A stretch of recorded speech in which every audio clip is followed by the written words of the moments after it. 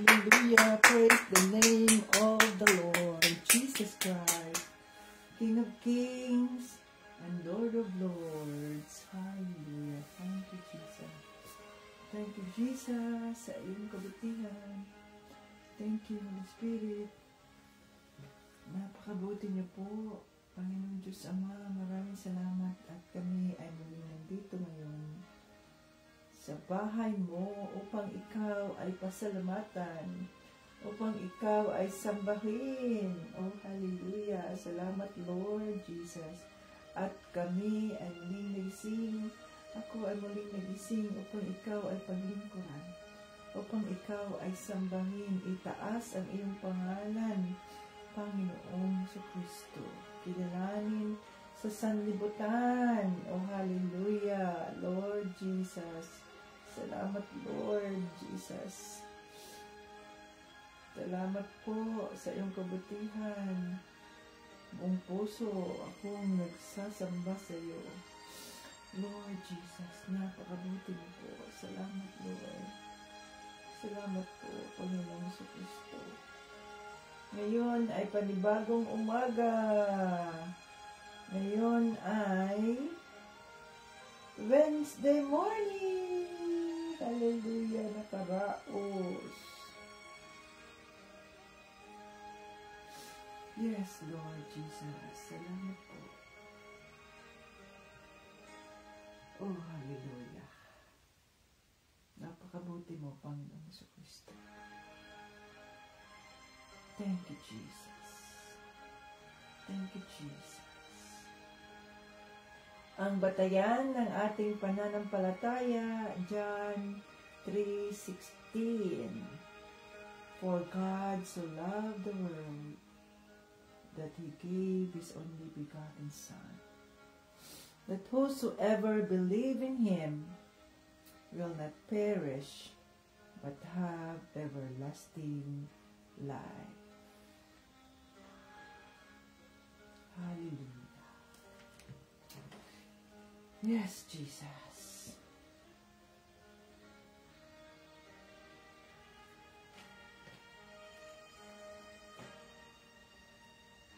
Happy moments, praise God.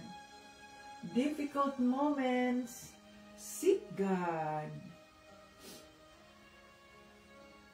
Quiet moments, worship God. Painful moments, trust God. And every moment, thank God. Hallelujah. Good morning, everyone. Welcome dito sa ating live. Ngayon ay Wednesday morning here in Houston, Texas. Hallelujah. Red tayo ngayon. It's March 26, 2025. Praise the Lord Jesus Christ. Oh, hallelujah. Hallelujah. Welcome, Facebook joiners, Facebook viewers, and YouTube viewers. This is Tita Bets, ang lingkod ng ating Panginoong Kristo, fresh from the bed. Hallelujah. So tayo ay magpuri sa ating Panginoong Kristo. Magpuri tayo. Ayan, i-charge natin to habang magpupuri.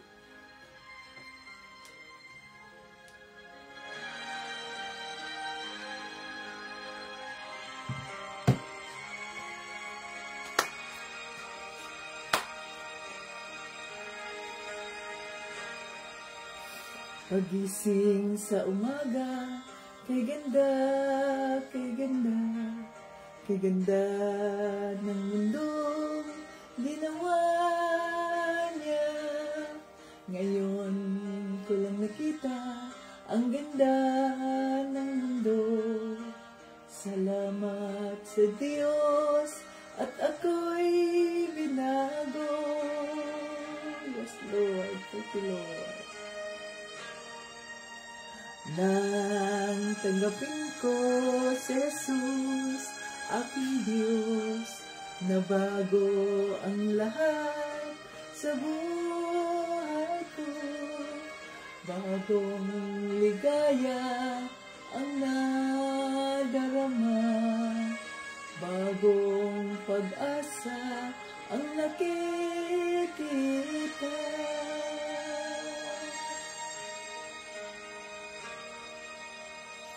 Lahat ay aking ibibigay pati aking buhay upang purihin siya.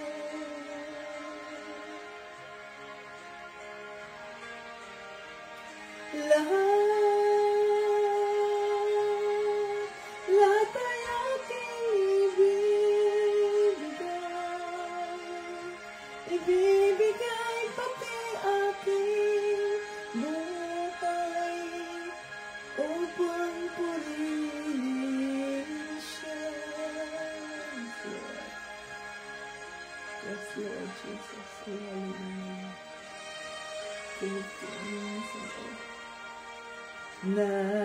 Nag-uumapaw ang aking saya, pagmamahal niya ang nadarama, kay ganda ng buhay na nasa kanya. Purihin ang Diyos, purihin si Jesus.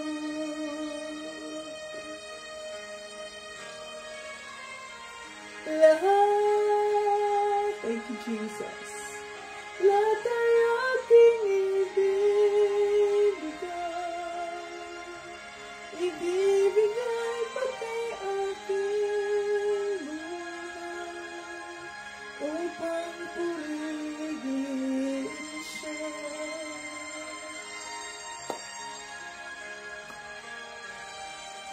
Lahat ay aking ibibigay pati aking buhay upang purihin siya.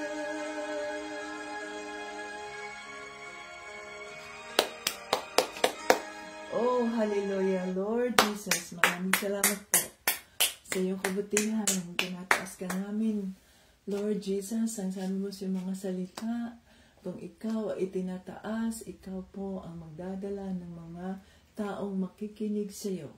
Oh, hallelujah. Wala kaming ibang itinataas, kundi ang pangalan mo lamang, Panginoong Kristo. Ang pangalan mo lamang ang makikilala, Lord, sa aming mga isinasagawa, sa ministry mo, ang Team Jesus International. Ikaw lamang ang nararapat na kilalanin at walang iba. Oh, hallelujah, Lord Jesus.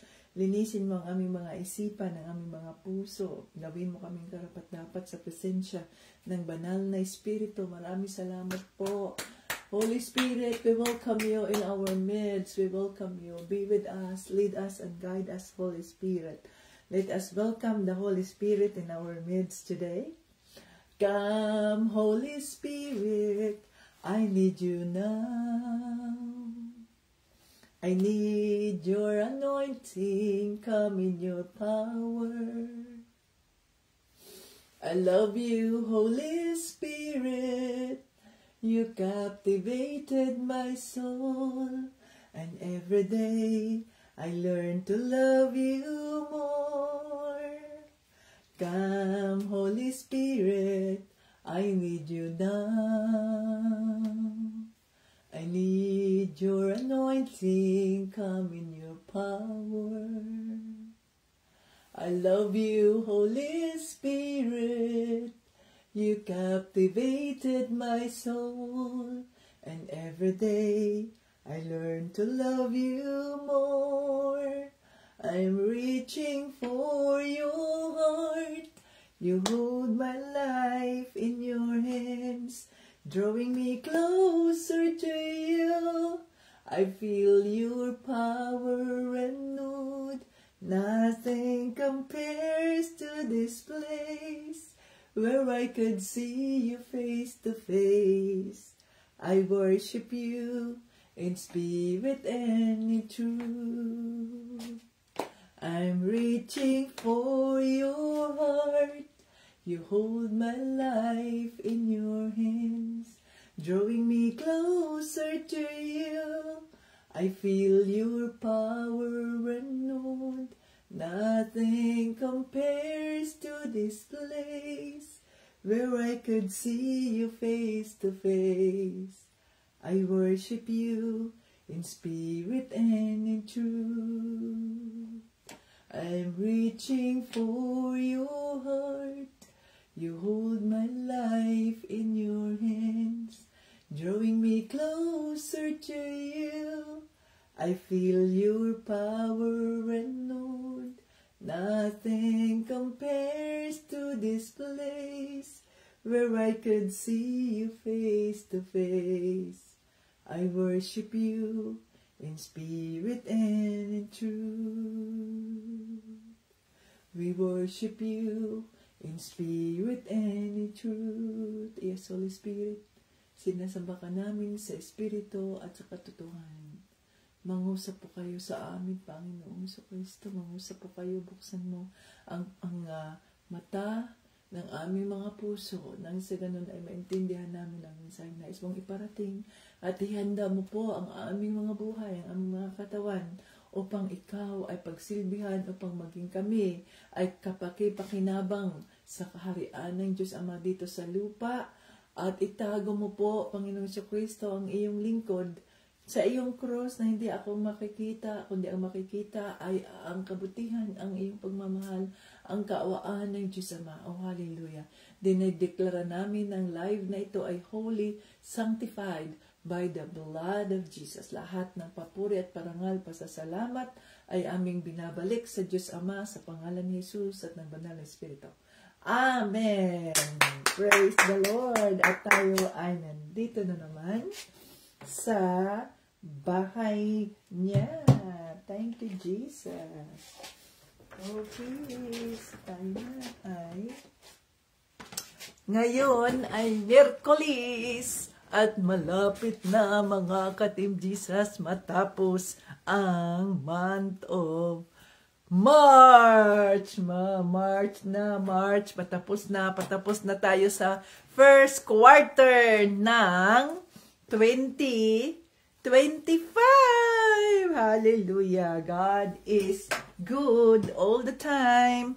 And all the time, God is good. Napakabuti ng ating Panginoong Hesukristo. Thank you, Jesus, sa kanyang kabutihan. Okay, so dito na tayo. Ngayon, natapos na natin ang 2 Corinto chapter 3. No, ang kung saan ang binigyang pansin dito, no, ay ang ating pagsuko sa ating Panginoong Hesukristo, na kung saan ang banal na espiritu, ayan, at ang takip ng ating mga isipan ay tinanggal na ng dahil sa pagsuko natin kay Panginoong Hesukristo, at nakita na natin ang kapangyarihan ng Diyos, ang kapangyarihan ng banal na espiritu ng Diyos Ama sa pamamagitan ng banal na espiritu. Okay? At yun, unti-unti tayong binabago ng banal na espiritu upang magaya tayo sa Kanya, magaya tayo kay Panginoong Hesukristo. Oh, hallelujah. Kaya, kailangan tayong sumuko, mga ka-Team Jesus, sa presensya ng banal na espiritu at hayaan natin ang banal na espiritu na siyang gagabay sa atin sa pamamagitan ng salita ng Diyos. So, ang salita ng Diyos, mga ka-Team Jesus, ang mahalaga. Ito ang ating pagkaing espiritual sa araw-araw. Kaya kailangan, kahit wala tayo sa linggo, dapat yung linggo, yun yung time na tayo ay magsimba. No? Magsimba tayo. Kung hindi man tayo magsimba, dahil may masamang pakiramdam, ay makinig tayo sa mga sermon online. Kami halimbawa, kay Pastor Higgy, nakikinig kami, 1 hour and 30 minutes, nagpupuri din kami. So, kailangan araw-araw tayo. So, paano ngayon yung mga hindi nagsimba sa mga Team Jesus members, hindi nagsimba sa isang linggo? So, wala kayong Word of God daan sa Sunday, dahil kasama man yun sa Word of God natin sa ating album, di ba? So, wala na, exempted na kayo sa ating raffle. Exempted na kayo. So, kahit hindi kayo makapagsimba, makinig pa rin kayo sa mga sermon. No, dahil kay Pastor Higgy, makinig kayo. Yan, nasa YouTube. Huwag kayong basta-bastang makikinig ng kung sino-sinong pastor na hindi mo alam at baka matwist yung katotohanan. Dapat makinig kayo sa mga pastor na talagang ang binibigyang pansin ay ang salita ng Diyos at hindi ang doktrina ng kanilang simbahan. Ha? So, exempted na kayo, hindi man kayo nakasimba, so wala kayong Bible reading noong linggo na yon. O ngayon, Marso, wala na kayo sa ating coming raffle draw sa month of March. Di ba? So, kailangan kahit anong mangyari sa atin, kainin pa rin natin ang salita ng Diyos one way or another dahil nagbigay naman ang ating Panginoong Jesucristo, ang banal na Espiritu, nagbigay ng kanyang sariling kaparaanan upang tayo ay makarinig sa salita ng Diyos. Kaya araw-araw ay dapat kumain tayo sa salita ng Diyos. So, dito tayo sa chapter 4, mga ka-Team Jesus. Kayamanan sa palayok. O ano kaya yan? Present weakness and resurrection life. Tingnan natin itong kayamanan sa palayok. Hindi ko maintindihan bakit ganito. Chapter 4, 2 Corinto, chapter 4, verses 1 to 18. Ayan, ubusin natin to, ubusin. Okay, dito tayo. Dahil sa awa ng Diyos, pinili niya kami para ipahayag ang kanyang bagong pamamaraan sa pagpapawalang sala sa mga tao. Kaya naman hindi kami pinanghihinaan ng loob. Tinalikuran namin ang mga kahiya-hiya at patagong gawain. Hindi kami nanlilinlang. Sana yun. At hindi rin namin binabaluktot ang salita ng Diyos. Pawang katotohanan ang ipinangangaral namin. Alam ito ng Diyos at malinis ang aming konsensya sa harap ng tao. Ngunit kung may mga hindi nakakaintindi sa magandang balita na aming ipinahayag, ito ay ang mga taong napapahamak. Ayaw nilang maniwala sa magandang balita dahil ang kanilang mga isipan ay binulag ni Satanas na naghahari sa mundong ito.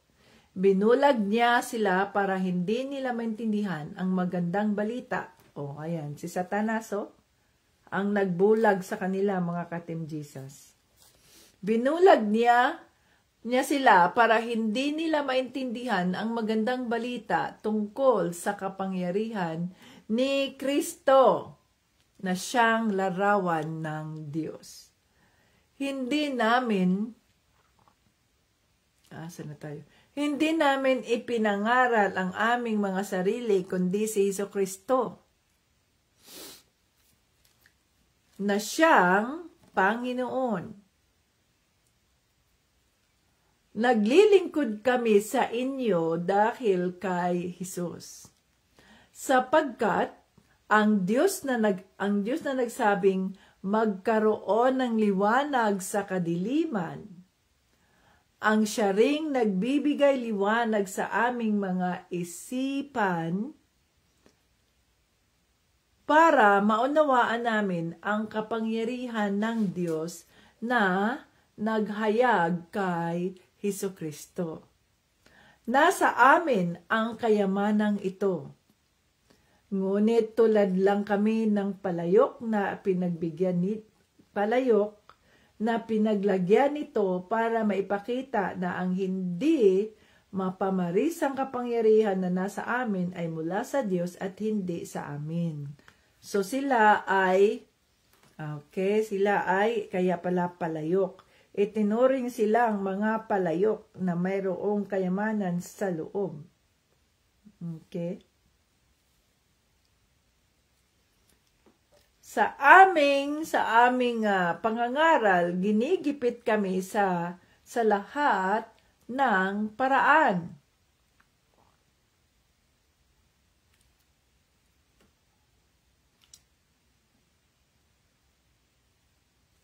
Pero hindi kami nalulupig. Kung minsan kami ay naguguluhan, pero hindi kami nawawalan ng pag-asa. Maraming umiusig sa amin, ngunit hindi kami pinababayaan ng Diyos. Kung minsan sinasaktan kami, ngunit hindi tuluyang napapatay. Lagi kaming nasa bingit ng kamatayan tulad ng nangyari kay Jesus, para sa pamamagitan ng aming buhay ay makita rin ang buhay ni Jesus. Lagi kaming nasa bingit ng kamatayan dahil sa paglilingkod namin kay Jesus, para sa pamamagitan ng aming katawang may kamatayan, makita ng lahat ang buhay ni Jesus.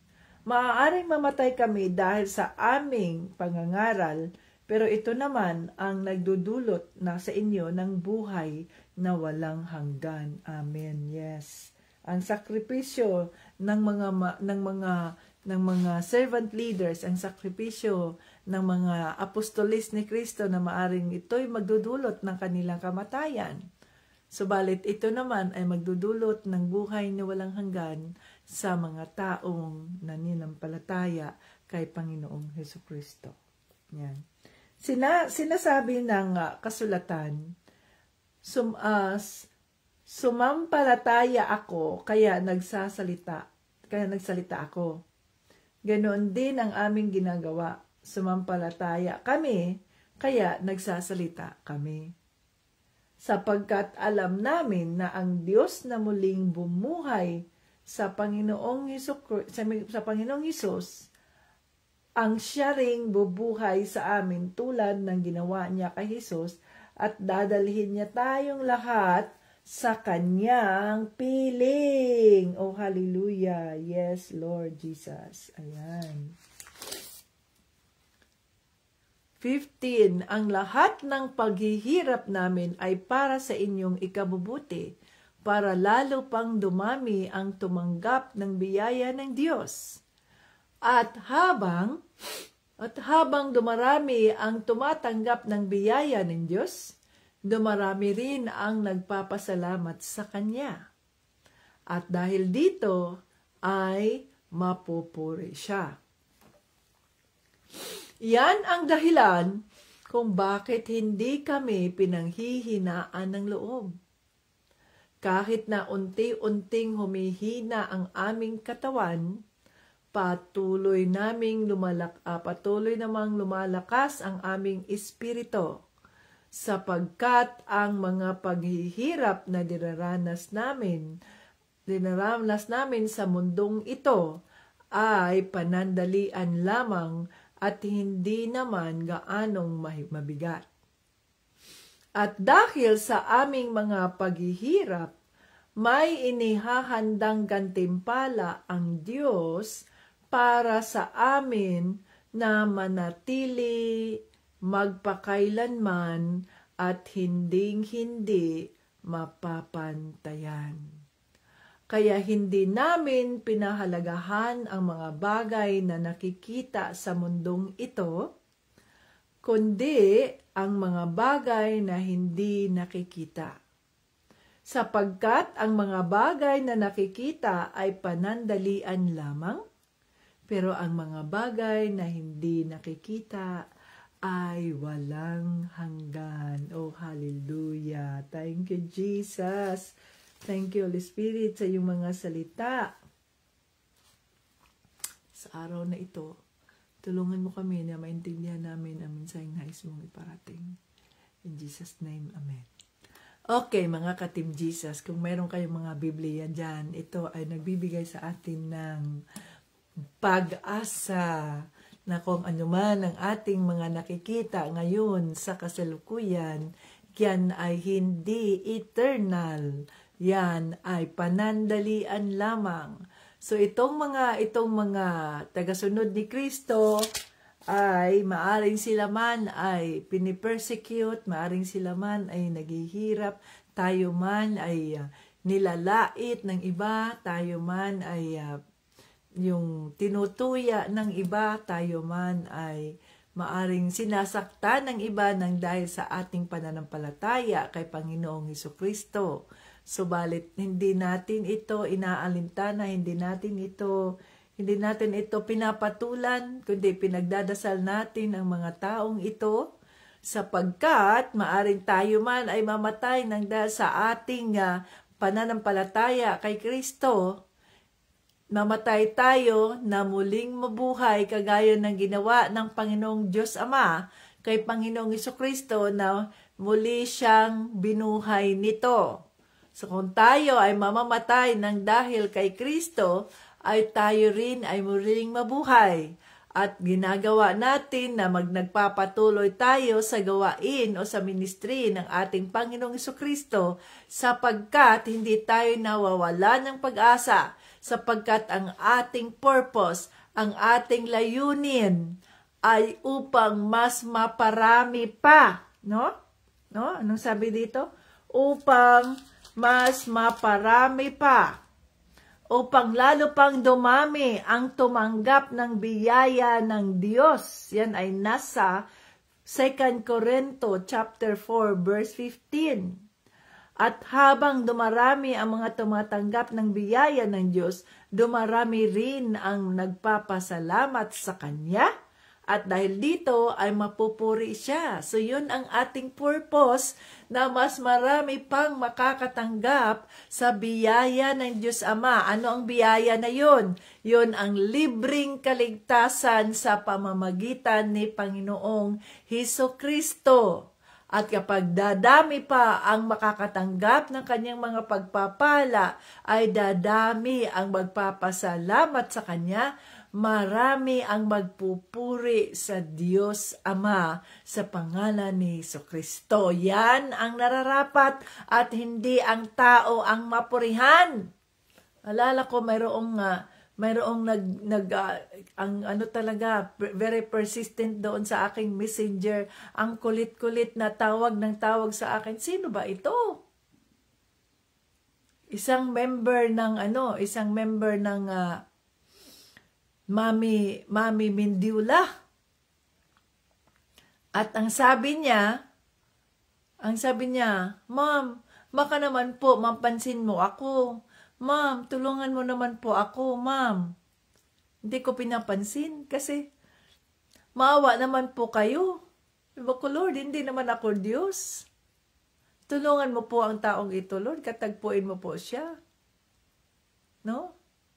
Tulungan mo ako na anong sasabihin ko sa kanya. Para sa ganoon ay malaman niya ang katotohanan. Hindi ako ang nagbibigay ng mga pagpapala. Ang Diyos ang nagbibigay. Unang-una, ang libreng kaligtasan ay hindi yan binigay ng tao, kundi yun ay binigay ng Diyos. So, libre ang kanyang kaligtasan sa mga taong, sa mga taong handang tanggapin ang kanyang balita, ang mabuting balita. Ang sabi dito.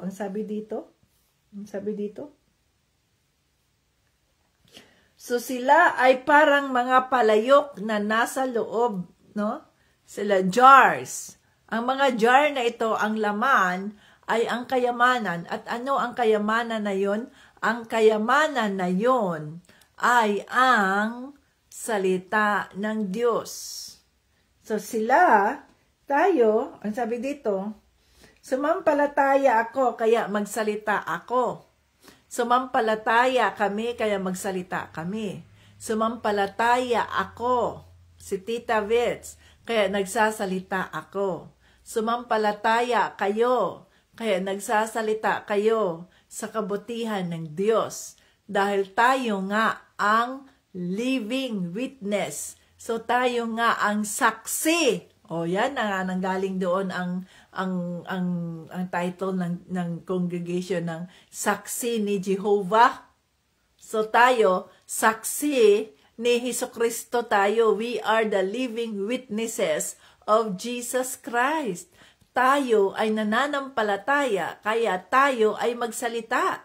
Sapagkat ang isang mananampalataya na tahimik na akala mo siya pa rin ay nasa mundo, gumagaya pa rin sa kanyang mga barkada, sumusunod pa rin kung anong ginagawa ng kanyang mga kaibigan, ng kanyang mga barkada, yun din ang kanyang ginagawa. Hindi ikaw ang tunay na mananampalataya sapagkat hindi mo ipinapahayag ang katotohanan sa mga taong ito na nandoon natabunan, no?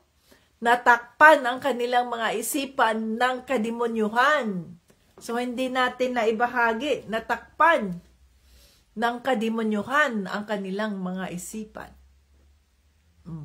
Kagaya halimbawa, doon sa fellowship namin kahapon, sa bahay, sa office, meron kaming fellowship pag magkasama-sama kaming lahat, 4 lang naman, si Madam Joyce, ako, administrator namin, si Ma'am Eva, ganyan. So, nagdadala kami, nagpapatla kami ng aming mga pagkain, ganyan habang nag-uusap. So, kwento-kwento, ganyan-ganyan. Tapos, yung mga ganitong tao, no, gabi, mga opportunista, mga ganyan, parang walang mga konsensya na yung kabutihan ng isang tao ay inaabuso na tapos maaring ang kanilang katawan ang nagiging kapalit nito ganyan, no? So, gabi ang mga ganyan? Ang akin, ang sinasabi ng Holy Spirit sa akin, sabihin nyo sa kanila. Hindi sa lahat ng pagkakataon ay nasa ganoong sitwasyon sila. Kung ano man ang ating itinanim, yun din ang ating aanihin. Kung sila man ay nanluko ng kanilang kapwa, yun din ay may ibabalik sa kanila ng Diyos. Vengeance is not ours, it's the Lord's.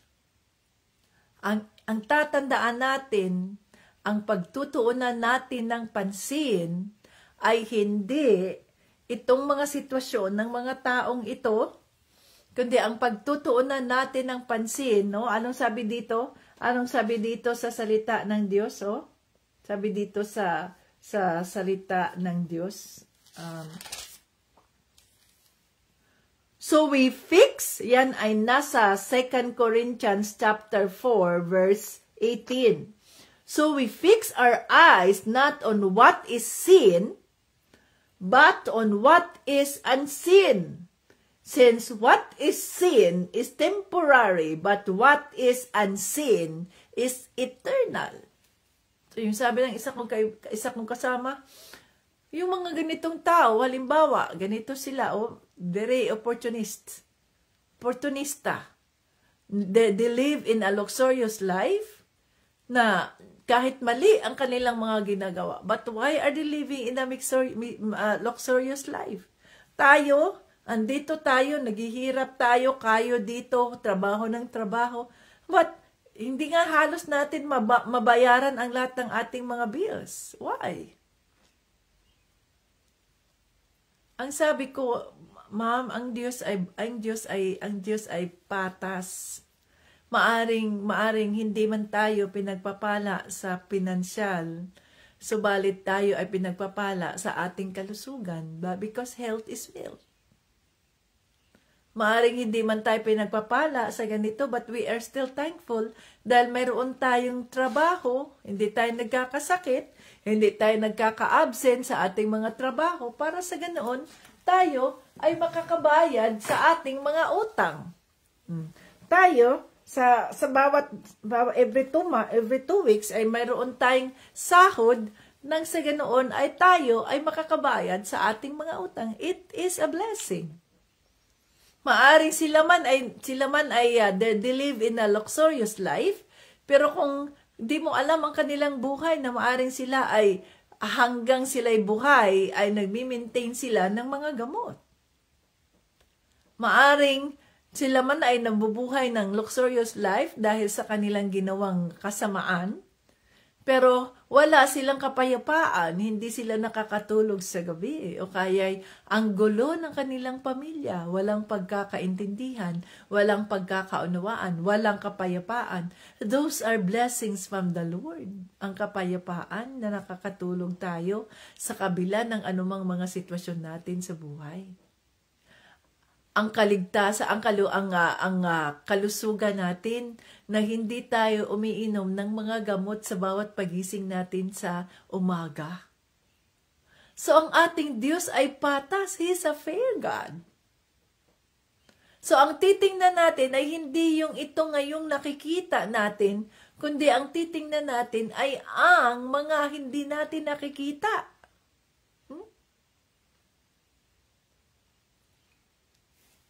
Sa bawat araw, kahit tayo man ay nahihirapan, sa bawat araw, tayo ay nagising. At hindi tayo nawawala ng pag-asa. Panibagong umaga na naman, hindi natin sinasabi na, ay, bagong adlaw na sad, maurang gihapon, walang asinso sa kinabuhi.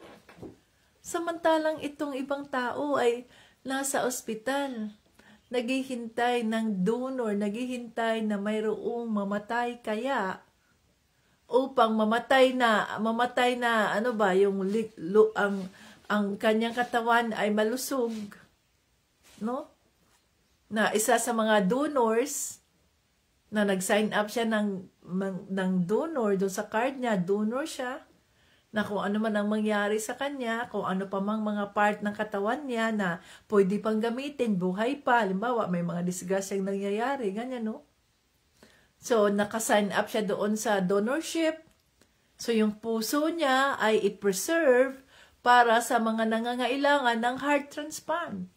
Yung lungs niya ay i-preserve para sa nangangailangan ng lung transplant. Yung utak niya, kung okay pa, intact pa yung utak, ay i-preserve ang utak para sa nangangailangan ng brain transplant.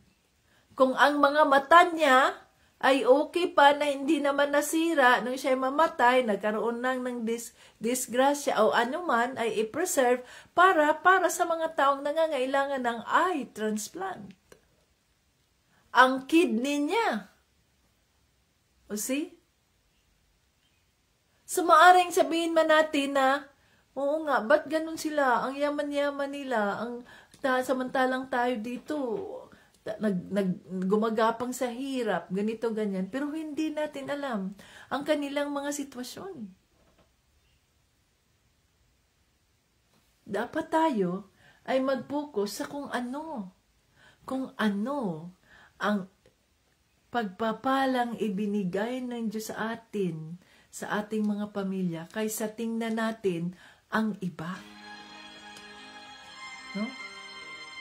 Let's fix our eyes on what is unseen. Kung ano man yung hindi nakikita. Ayon sa ating pananampalataya kay Panginoong Jesucristo. Ayon sa kanyang mga pangako. Doon tayo titingin. Hindi yung ngayon sa kasalukuyan. Sapagkat ang mga bagay na ito ay temporary lang. Kung may ginagawa mang masama ang taong yan, na naging ganyan siya, oh, grabe ka, opportunista ang taong ito, mga walang konsensya, mga ganyan. It's none of our business. The Lord will deal with them. It is not us who will judge them, it is the Lord. For vengeance is not ours, it's God's. Ang vengeance o ang paghihiganti ay hindi sa atin, sa Diyos. Kung mahal natin ang mga taong ito, as the Holy Spirit leads us na kausapin mo ang taong yan, sabihin mo sa kanya. Let's do that. Magsalita tayo ayon sa salita ng Diyos. Pero kung mga taong ito ayaw naman makinig sa atin, they have their own minds, ayaw naman nila na pagsalitaan sila, o pangaralan sila, ganito, ganyan. It is not us who can judge them. Ito ang sinasabi ko, mahal kita, kaibigan kita, kaya sinasabi ko sa iyo ang sinasabi sa salita ng Diyos. Mali yung ginagawa mo sa salita, ayon sa salita ng Diyos. Hindi ayon sa aking pananaw, hindi ayon sa aking paningin. Ang sinasabi sa salita ng Diyos, ganito, ganito, ganyan. Nasa sayo yan, magalit ka sa akin, mainis ka sa akin, ganito, ganyan. I love you, kaya ginagawa ko to sa'yo. Pero hindi kita hinuhusgahan, sapagkat hindi ako ang maghuhusga sa'yo. Ako rin ay isang makasalanan, na sa pamamagitan lamang ng kaawaan ng Diyos, ako ay nailigtas, nakatanggap ng libreng kaligtasan. Kung makikinig siya, praise the Lord, maililigtas siya, hindi siya mapahamak. Pero kung hindi siya makikinig, dahil nga, ayan, nasapian siya ni Satanas, si Satanas ang naghahari sa isipan niya at hindi niya pinakikinggan ang konsensya niya na mali yung ginagawa niya, wala tayong magawa. Pero tapos na yung papel natin doon. Pagpadasal natin siya, ganyan. Ayaw pa rin niya, di wala tayong magawa niyan. Kasi, it's their decision. The Lord, Jesus Christ, will deal with them. Hindi tayo ang magdi-deal sa kanila. It is the Lord. It is the Lord who will going to deal with them, mga ka-Team Jesus. No? Hindi tayo. Kaya dapat tayo, mga ka-Team Jesus, ang tingnan natin ay ang kabutihan ng Diyos. Kaya nga, count your blessings. Name them one by one. Huh? Sabihin mo, ang dami kong anak. At ang dami-dami naman ng mga anak na to. Tingnan ninyo yung ibang mga pamilya. Tingnan ninyo yung iba. Naghihintay pa na magkaroon ng anak, nagkaroon ng adoption para magkaanak. Diba? Ilang beses nang nagbabayad ng milyon na yung ano ba yun, yung insemination para lang magkaanak. Ilang beses pero wala, palpak, nalaglag. Ni isa hindi magkaanak, o si.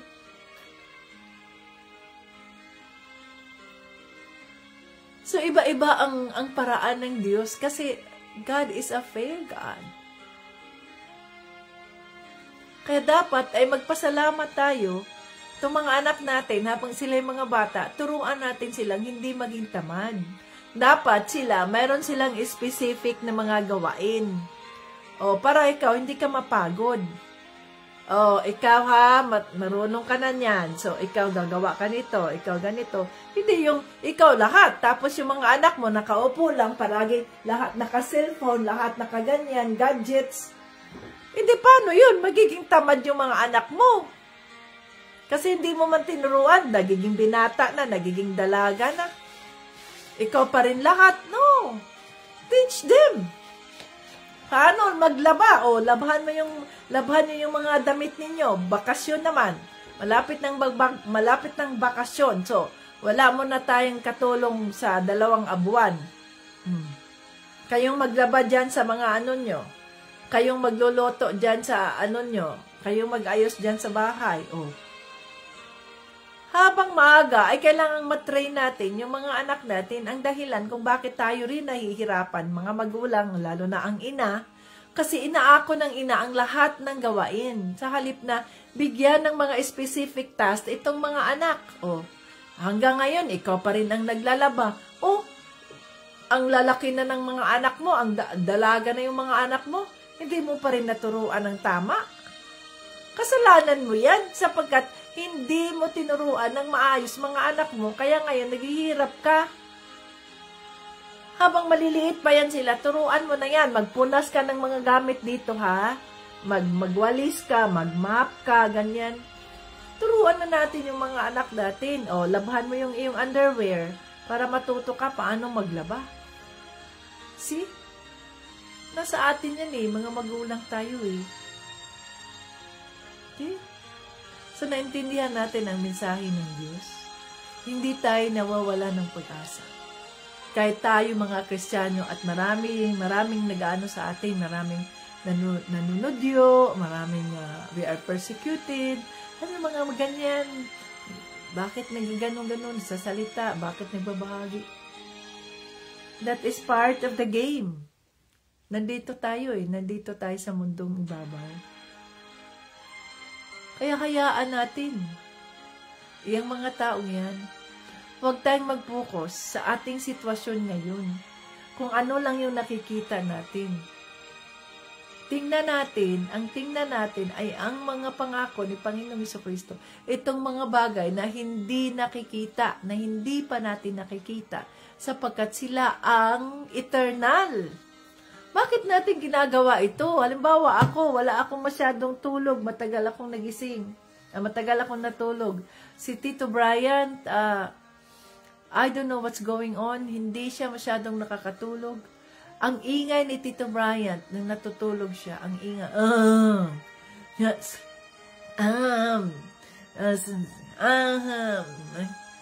nagigising ako eh. Kasi di ba magkatabi kami sa ang aming higaan ay king bed. So ang lapad ng aming higaan, nandito siya sa kabilang gilid, nandito naman ako sa kabilang gilid. Yung naririnig ko,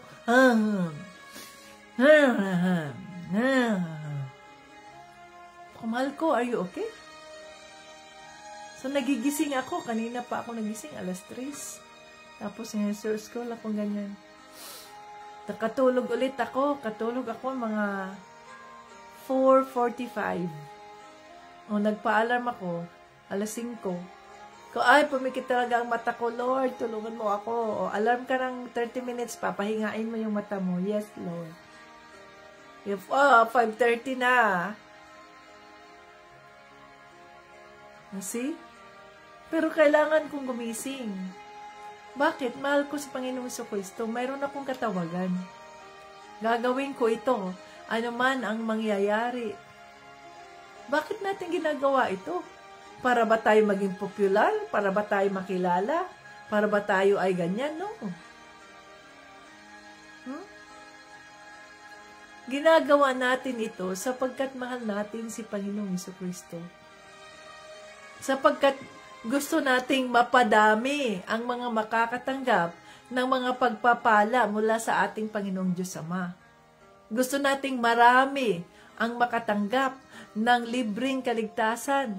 Gusto natin na mapalawak pa ang ating pagkatuto sa salita ng Diyos. Gusto nating mas lalo pa tayong mapalapit kay Panginoong Jesucristo. Ang ating personal na relasyon sa Kanya ay lalo pang mapatatag sa pamamagitan ng ating ginagawang ganito sa araw-araw, sa pamamagitan ng ating pakikinig. Yun ang purpose ng bakit nandito tayo, kahit ano pa mang sitwasyon ng buhay natin, kahit ano pa man ang ating kinakaharap na sitwasyon sa buhay, walang maaring makapaghihiwalay sa atin sa pagmamahal ng ating Panginoong Hesukristo.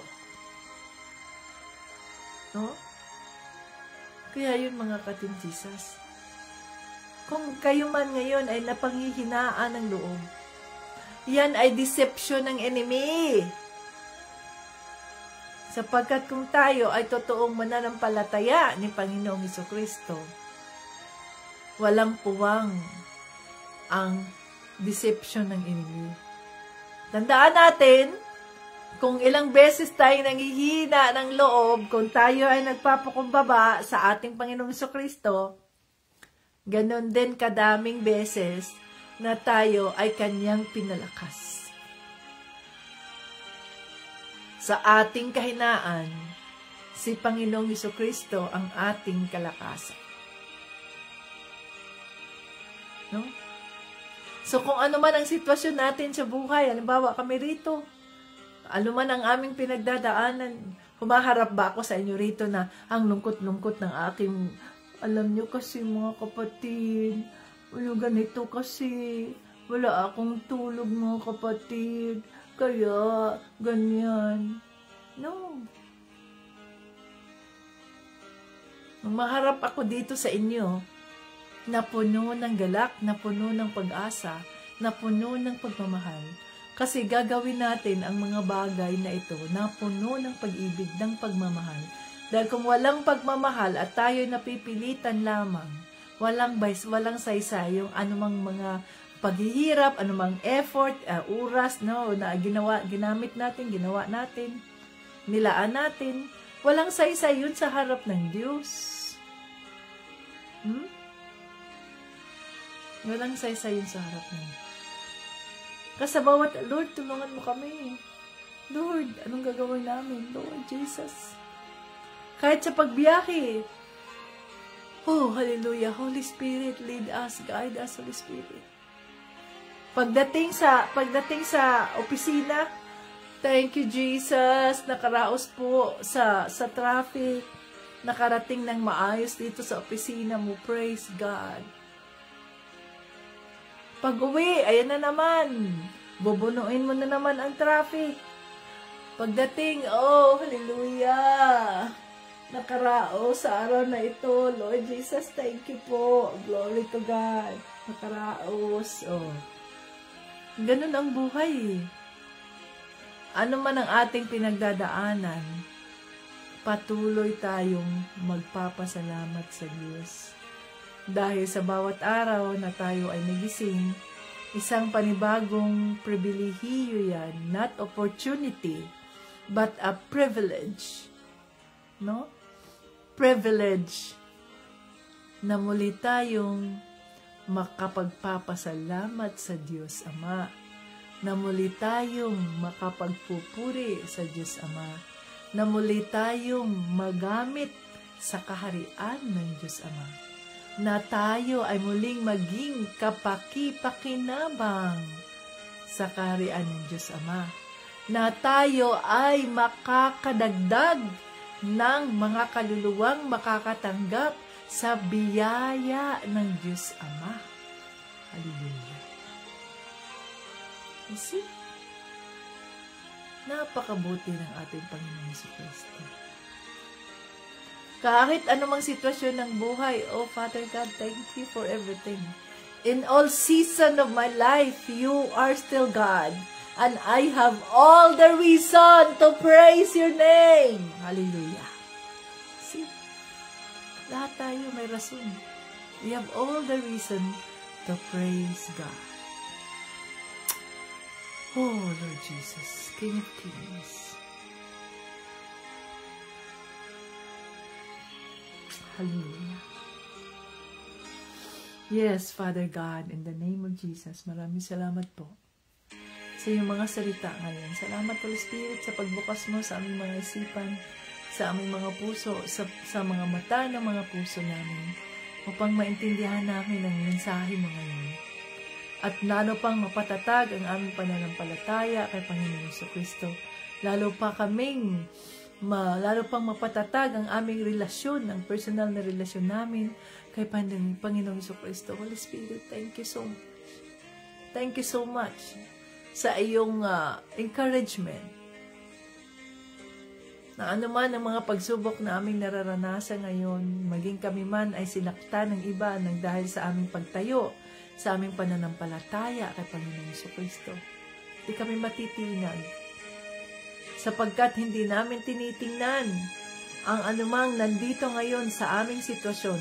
Dahil itong mga ito ay temporary lamang.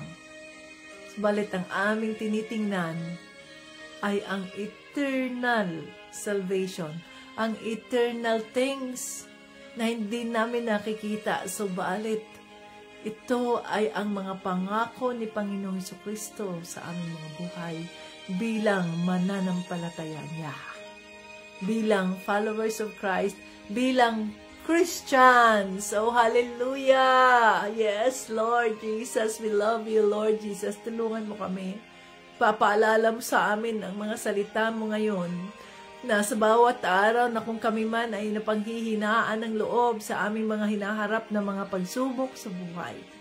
Lord, ikaw ang aming kalakasan sa bawat kahinaan na aming nararanasan.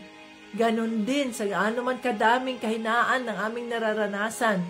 Ganon din ang kalakasan ng loob na inyong ibinibigay sa amin sa pamamagitan ng iyong banal na Espiritu. Oh, hallelujah.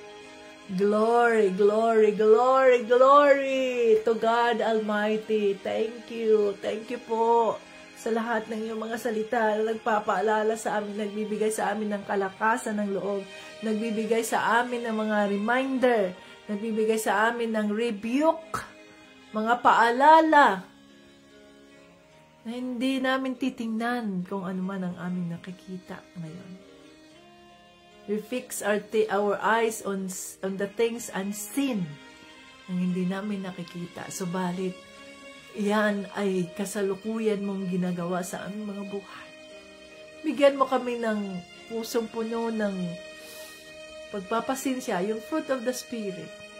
The joy, the love, the peace,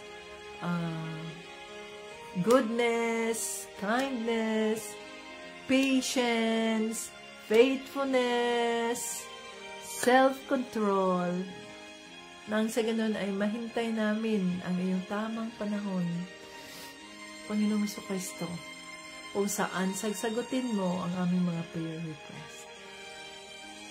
Maraming salamat po. Ano man ang mga kahilingan ng iyong mga kaanakan sa oras na ito, Panginoong Jesucristo, let it come to pass. For your purpose and your glory, for the glory of God. Maraming salamat po. Gabayan mo ang bawat isa. Pagpapalain mo ang bawat planong aming mga gagawin sa araw na ito, sa aming mga buhay, na walang ibang mapurihan kundi ang Diyos Ama. Lahat ng ito ay aming binabalik pa sa salamat at papuri sa pangalan ni Jesus at ng Banal na Espiritu. Diyos Ama lamang nararapat ang lahat ng papuri at pangalan.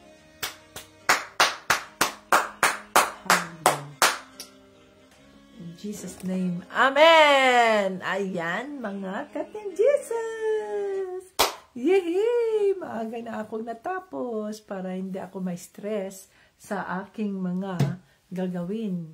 So, sabi ko, Lord, tulungan mo ako, Lord, na matapos ko yun na isang oras lang or alas 7 dito, 7:10. Oh, kaya natapos nga tayo. Natututo tayo sa salita ng ating Panginoong Jesucristo.